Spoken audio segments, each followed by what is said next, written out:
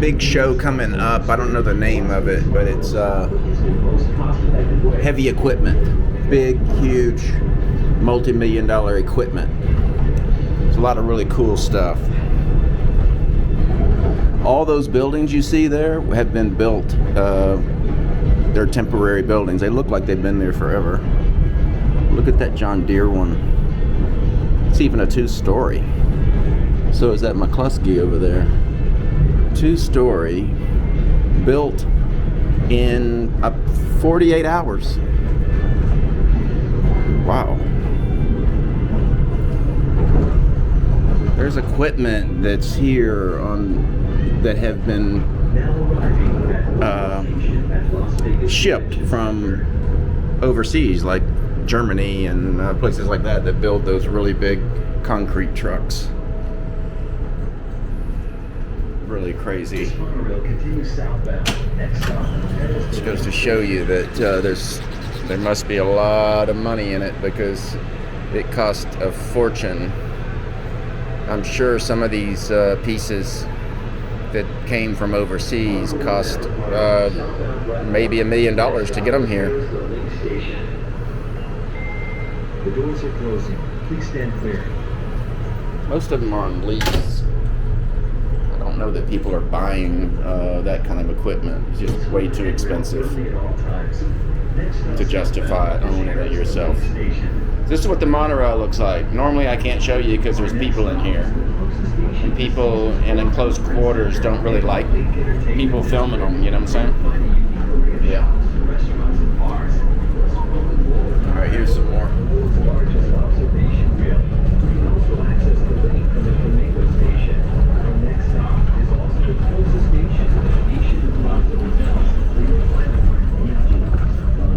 This is the prettiest section of the monorail ride going south from Westgate.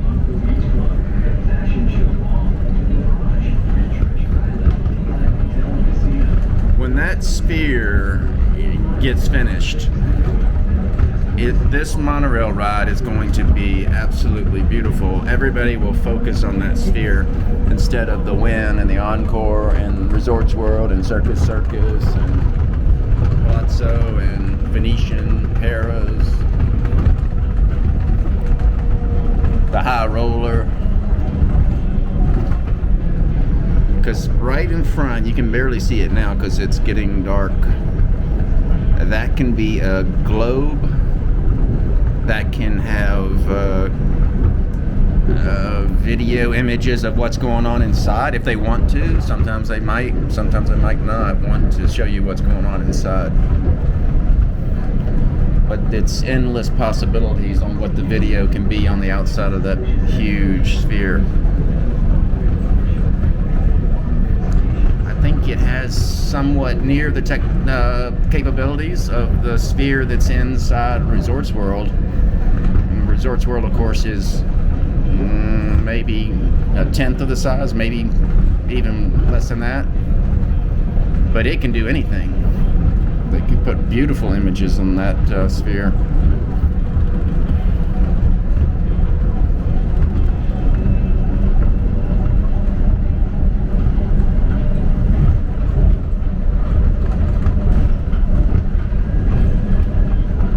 This is Sunday night. This was a dead night.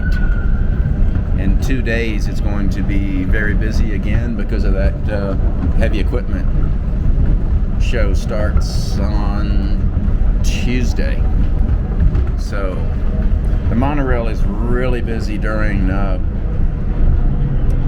convention center shows if they're big, and that's a real big one.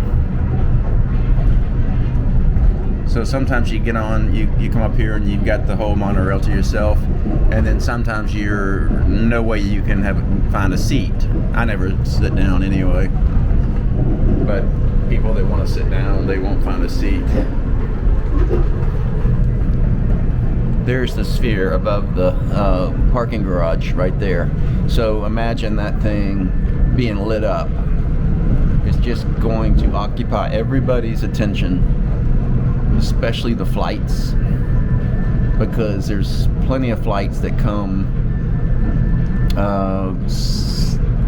east of the Strip, and then they make a slow roll towards the west. And I don't know if they do that because they want to show off, or they want to give the people a good show, but they do it. They do it all the time. So the night, whenever you land or take off at night in Vegas, you just gotta hope it's that kind of a flight.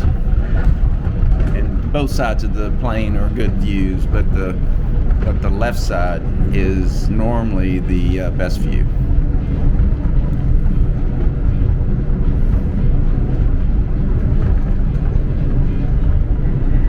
A lot of that depends on the wind.